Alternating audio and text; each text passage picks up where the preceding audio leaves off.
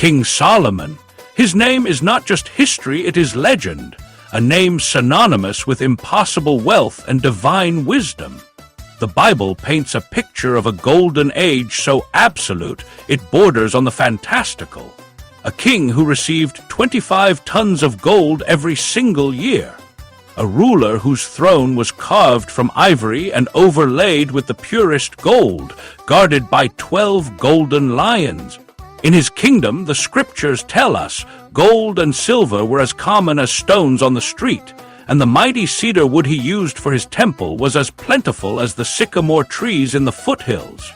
He built a temple to God that was a wonder of the ancient world, its interior a breathtaking spectacle of gold, bronze, and precious stones. When the Queen of Sheba journeyed to witness his glory, she was left breathless, admitting that the half had not been told to her. This is the story we all know. The Empire of Solomon, a shining pinnacle of power, wisdom, and wealth that has captivated the human imagination for 3,000 years. It has inspired treasure hunters, fueled epic adventures, and become the benchmark against which all other fortunes are measured. But there is a problem. A profound, disturbing problem that haunts archaeologists and historians. When you look for this gargantuan empire in the ground, when you sift through the dust and stone of the 10th century BCE, you find a deafening silence. For a king of such monumental wealth, there is not a single piece of direct, verifiable evidence. Not one royal inscription bearing his name from his time.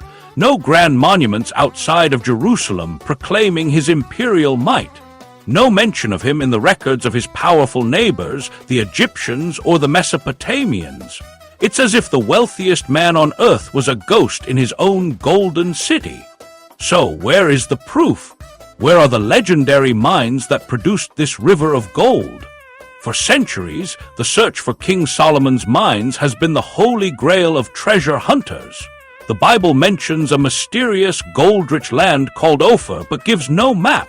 For generations, explorers have chased this phantom, looking for it in Africa, in India, everywhere. Then, in the 20th century, archaeologists made a stunning discovery in the Timna Valley, a desolate desert region in modern-day Israel. They found a massive, ancient industrial site, a sprawling complex of mine shafts, tunnels, and thousands of smelting furnaces. They had found ancient mines on a scale previously unimaginable. The press erupted. Could this be it? The source of Solomon's biblical fortune? The evidence was tantalizing. Guard posts were discovered dating to the presumed era of the Hebrew kings. The scale of the operation was vast enough to fuel an empire. For decades, the site was popularly known as King Solomon's Mines. The legend, it seemed, was finally touching reality, but science is a patient and unforgiving detective.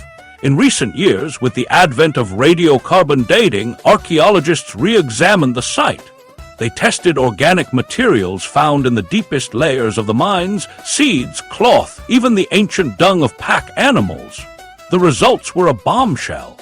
The mines were indeed active during the 10th century BCE, Solomon's era. But the peak of their activity, the period of their most intensive production, did not align with the kingdom of Israel. Instead, it aligned perfectly with the neighboring kingdom of the Edomites, a people the Bible describes as adversaries of Israel. And the treasure they were pulling from the earth wasn't gold, it was copper. The so-called mines of Solomon were, in reality, a colossal copper production factory. Copper was the oil of the Bronze and Iron Ages, essential for tools, for housewares, and most importantly, for weapons. Control of copper was a source of immense power. The wealth from Timna was real, but it wasn't the shimmering gold of legend. It was the functional, industrial red metal of war and industry. The mines existed, but they likely didn't belong to Solomon. So what about his city, his glorious temple? Surely the remains of that golden age must lie buried beneath Jerusalem itself. Here, archaeologists face a different kind of wall. Jerusalem is not an abandoned ruin we can freely excavate. It is one of the most sacred and politically sensitive pieces of land on the planet. For thousands of years, city has been built on top of city. The ground where Solomon's temple supposedly stood is now occupied by the Temple Mount, or Haram al-Sharif, a site holy to both Jews and Muslims. Large-scale excavation is simply impossible. Archaeologists are forced to work around the edges, in tunnels, in small-scale digs. And what they find is tantalizing but inconclusive. They have found massive fortifications from the right period, hinting at a powerful, centralized city-state. They have found pottery and small artifacts, but the grand evidence of an imperial capital awash in gold remains elusive. So if the colossal empire of gold is a myth, who was the real Solomon? The evidence now suggests a radically different picture. Not an emperor of a global superpower, but a shrewd and powerful regional leader. A tribal chieftain who rose to become the king of a small but strategically important highland kingdom. His wisdom was likely his political cunning. He may have forged clever alliances, controlled key trade routes like the copper trade, and used diplomacy to build his power. His kingdom was prosperous for its time and place, but its wealth was exaggerated by later biblical writers. Why? Because they were writing centuries after his death, during a time of exile and despair. They looked back and crafted the story of a perfect golden age, a memory of a lost utopia under a perfect king, blessed by God. They needed a symbol of hope, a promise that the glory of Israel could be reclaimed. The story of Solomon's wealth wasn't just history, it was theology. It was a national epic. The real treasure of Solomon, then, was never the gold in his vaults. It was the power of the story he inspired. A story so powerful it has shaped three of the world's great religions and defined the very idea of a golden age. We went looking for a king made of gold and found something far more enduring, a legend that has become more real and more valuable than any precious metal.